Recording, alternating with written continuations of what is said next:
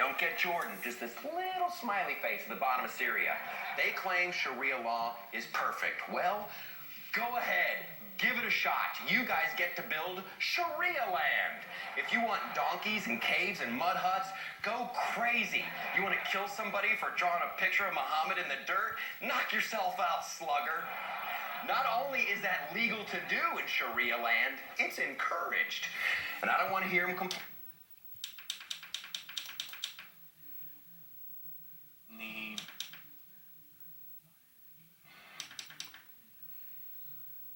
And you're watching Made in Hollywood, and here's a scene from our movie No Escape. 10 years ago, I could not have pictured myself dragging my family to the other side of the world to start over. What if we don't like it here? I think we will. Welcome to Asia. Owen, what was it like for you doing this role? Because I always think of you, but not anymore, as like a comedic actor. But this, you're phenomenal.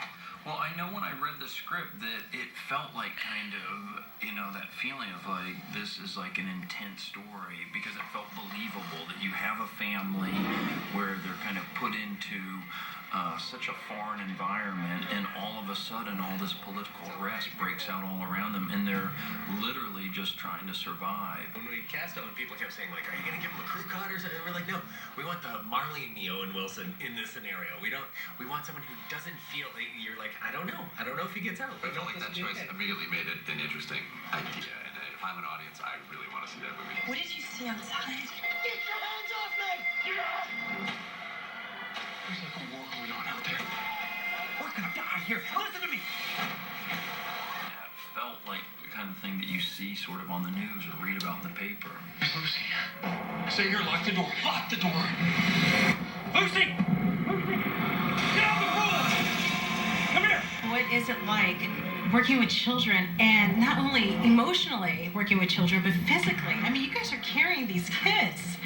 Well, I threw my back out on the second day of shooting because, you get swept up in the moment and you're running upstairs and the adrenaline.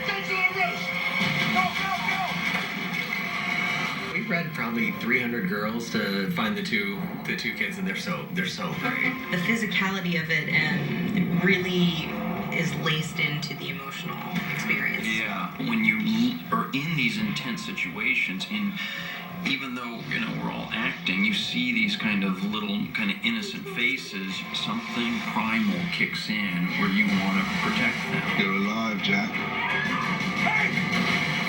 Just get your family the hell out. This movie, it stuck with me, and I replayed scenes over and over and over again. Is The there? scene of what would you do, and kind Yes, of, yeah. completely.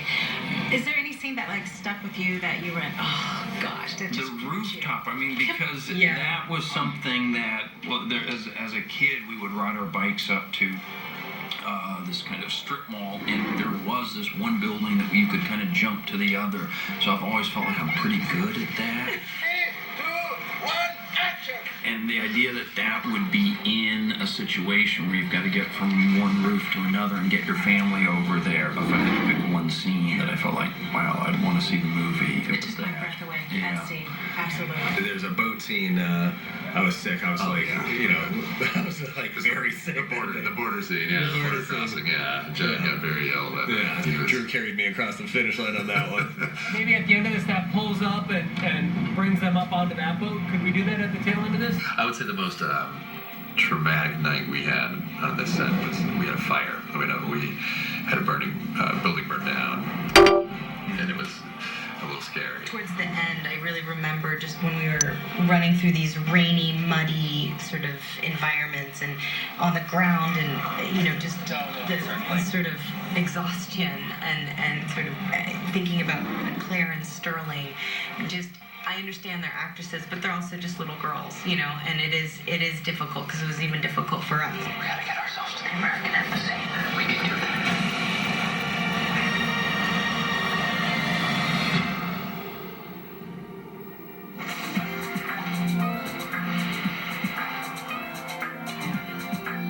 Up next, I sit down with Chiwetel Ejiofor for